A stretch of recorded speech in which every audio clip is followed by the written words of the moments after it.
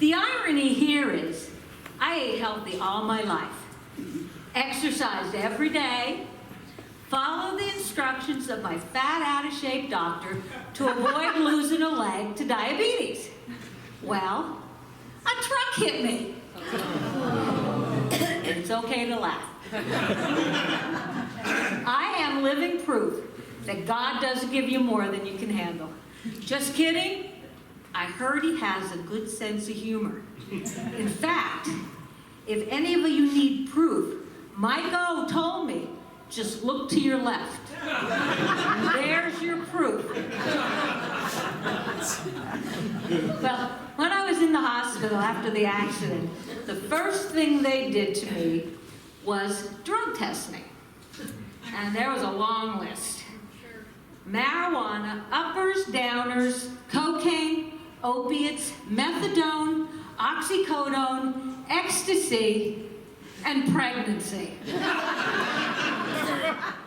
Now, it doesn't take a brain surgeon to notice that I'm a little past my childbearing years.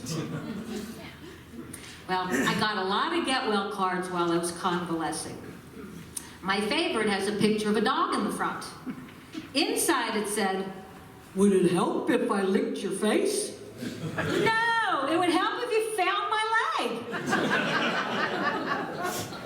I turned another one of my get well cards into a t-shirt, and it says, "Please punch the next person who says everything happens for a reason." Well, this brings me to the stupid things that people say to me. My neighbor Judy came up to me and said, "It's a good thing this happened to you, because you're the kind of person who could handle it." What I wanted to say to her was, "Judy, Judy, Judy. It's a good thing you're a moron, because otherwise I'd have to set your face on fire. But you know, you're the kind of person who can handle it." My 98-year-old mother-in-law lives in Florida. Her 98-year-old boyfriend also lives in the same retirement community. So just 2 weeks ago, my husband and I were down visiting them in Florida. And we went over to their dining hall, and we're sitting at a big round table like you all are here.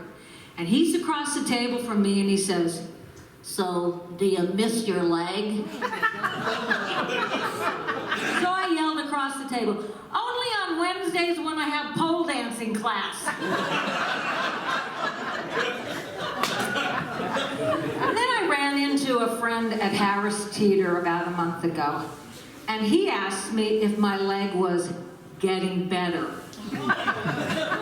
So I said, "Thanks for asking. I just got into the salamander clinical trials.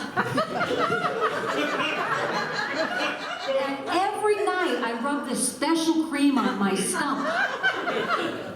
And I think I'm getting results. My leg is starting to grow back." He looks at me and says, "Are you serious?" I said, "I'm just pulling your leg." Well, there are some advantages to my situation. Half-price pedicures. I don't have to pair my socks anymore. And if one goes missing in the dryer, no big deal. And all you ladies will appreciate this, and maybe some of you gentlemen, I'm not here to judge. I only have to shave one leg. Now, on this bucket, or this thing that I call a bucket, is called a prosthesis. And they're very expensive. I have mine insured with Legs of London. And this leg that I have is so high tech, I'm pretty sure it can go hiking by itself. In fact, in July, it flew to Iceland by itself without me. First class. It needed the legroom. Well, it did have trouble getting back into the country. It got detained by customs, They were looking for bootleggers. But while my leg was traveling, my prosthetist gave me a loaner leg. You know, you get loaner cars, I got a loaner leg. So when my leg finally made it back into the States, I had to return the loaner leg. So I walk into my doctor's office carrying one extra leg. The waiting room was crowded. I walked in and said, "Hi, I'm here for the three-legged race."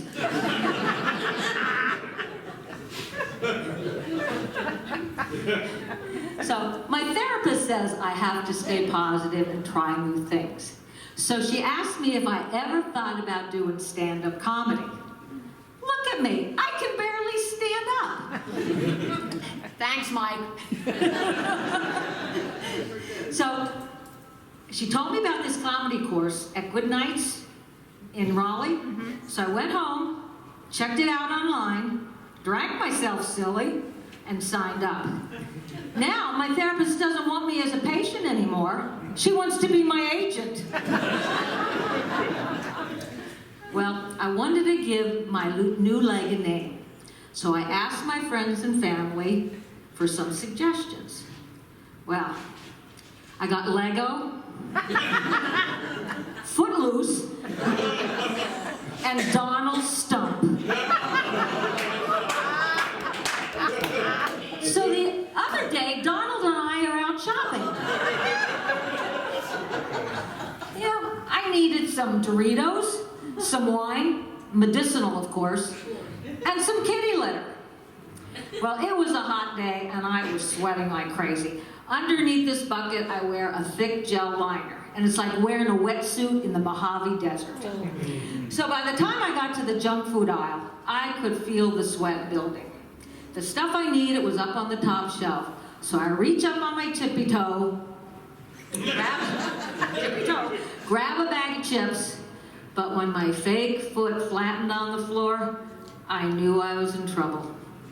Mount St. Donald was about to erupt.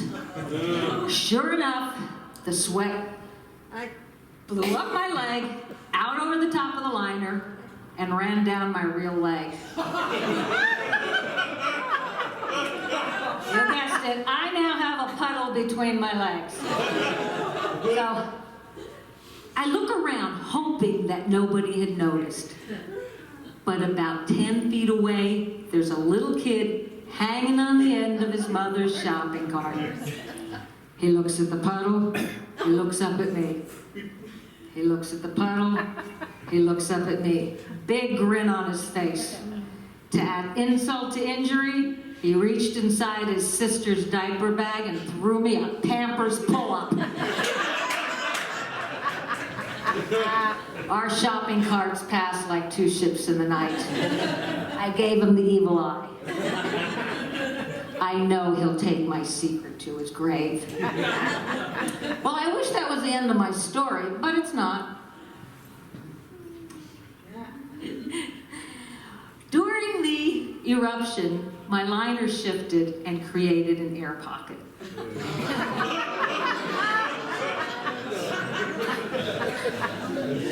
Old Donald here now has a case of the walking farts.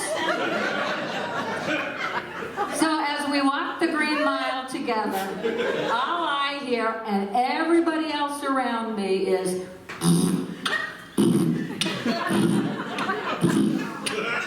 every step you take by the police is playing in the background. Well, my biggest fear came true that day. I am now on episode 77 of The People of Walmart.